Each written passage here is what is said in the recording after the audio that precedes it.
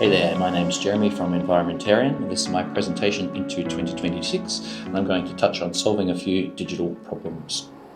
So Environmentarian primarily supports small to medium enterprises through building websites and creating video content. We often start with just a single project that can grow into much more.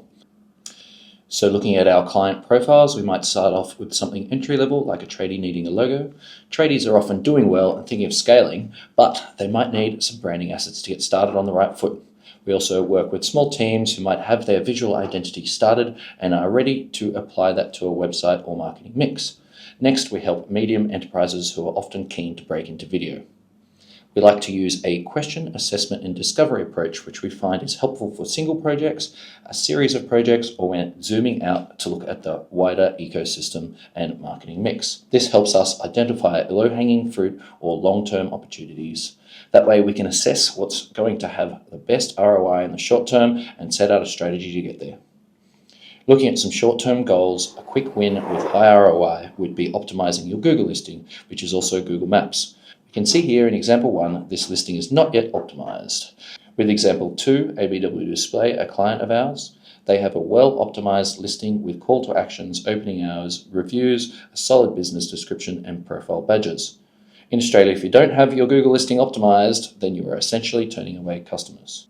I'd like to mention here this is a very top-level look at online narratives and sales funnels. But if you'd like to ask any questions, feel free to pop them in the chat, or better, head to environmentarian.au where you can book in a chat on our website.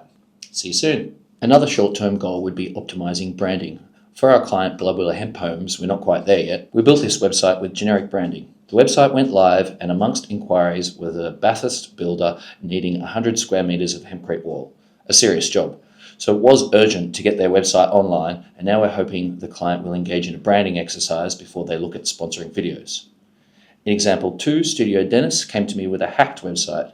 They're a prominent Sydney-based mural artist that already had a logo with a hand-drawn font, which I added to a branding board, created an icon, added their artwork to help create a colour palette, and we locked in some fonts.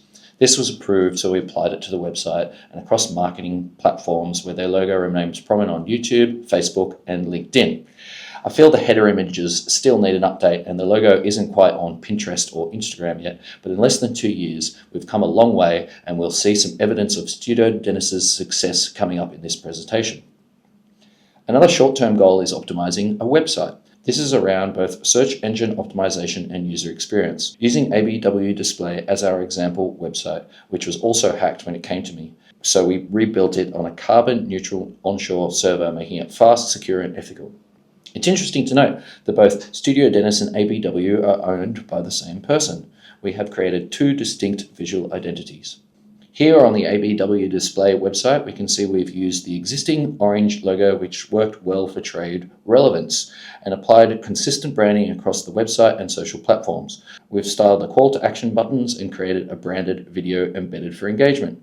We integrated ongoing reviews and added SEO-rich content in this news section, which is great evidence of recent work and brings organic traffic to the website without further investment. The mobile version was optimized too. The Call Andrew button is featured prominently throughout the site, a game changer for a tradie who prefers quick quotes over the phone. Going into some deeper strategy here, our first example is about optimizing a landing page for end users. In this case, designers and homeowners, people that like pretty things, people wanting a mural in their home or office. We've optimized around the keyword murals with posts like murals at Summer Hill, which is a massive building wrap on a new BP with fast chargers, and the jungle mural in Alexandria post. All this content is highly optimized and visually strong. So here we can see SEO is scoring 82 out of 100 with plenty of green ticks, which shows strong performance now, and it's already performing well in online searches. Again, I'm not going to go into details now, but I'm happy to continue that conversation later. So example 2 of strategy is using videos. When producing videos for clients, we always shoot footage to create a vertical short as well. Adding these videos into a series is the next step. YouTube is the second biggest search engine in the world. It's essentially a free media platform. Once added here, videos can then be embedded into a blog post, sent via EDMs, shared across social media, or sent directly as links, for example, as a LinkedIn message. The short-form video content, a standalone digital asset, can also be shared across social channels. All these digital assets essentially funnel traffic to a website where sales usually happen. This could be a phone call, inquiry form, or instantly in the case of e-commerce. Once all those assets are in place, we can start with paid promotion, which only then becomes more effective whether on Google Ads, YouTube, Meta, or LinkedIn. Again, strategy is important, so approaching these things month by month and testing helps identify the best ROI, then we double down what works. All this is getting into some data and insights, whether that's from ads, blog posts, web visitors, or search engines. We'll use Studio Dennis as an example here. On the back-end website side, we are using Google Sitekit, and we can see here higher-level user data like locations and devices, impressions and clicks. And then if we look at some top search queries, we can see fence murals showing both strong SEO results and potential for new content. Now using the Hemp building directory as an example, which I co-own, top level we can see September search results here. Digging deeper on the Search Console backend, we can see steady growth over 18 months. Looking at the analytics, we have 14,000 visitors in 12 months, about 1,000 a month of high quality traffic, which is excellent for such a niche sector. We also use Microsoft Clarity, which records user sessions so we can see how people use the site. This may also turn up outdated content or graphics, as well as bring to light UX issues and rage clicks that may require redesigns. Just going by the name, it's easy to link Environmentarian to ESG. We use a traffic light system when onboarding clients, allowing clients to social enterprise or businesses in the hemp building or sustainability sectors. OK clients might be signage companies, not such bad actors, but not impact driven either. An example of not OK clients could be a restaurant franchise with no concern for supply or waste chains. We give 1% of our revenue to selected organisations, including Médecins Sans Frontières, that bring hope to war-torn regions and mossy earth, supporting regreening and biodiversity. Our mission-driven work centres around hempcrete, and we can see stats on my personal YouTube channel like 120,000 views. Already a few of those viewers have built with hempcrete, a carbon-rich biomass locked into walls with excellent insulation, reducing lifetime energy and environmental impact, which is a legacy I can be proud of.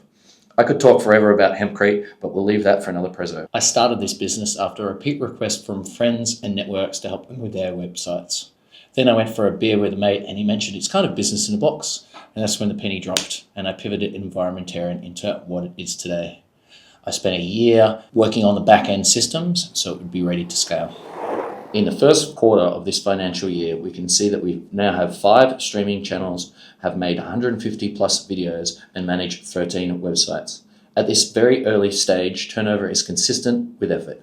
Additionally, this is intentionally a lifestyle business. As a sole parent with 100% care of my daughter, I have the flexibility to run a business and be present in my micro family. Here are some reviews from happy clients posted on Google, a third-party platform which adds power to the trust index. Well, thanks so much for hearing me out about where Environmentarian is right now. I look forward to chatting to you soon to learn more about your business. See you later.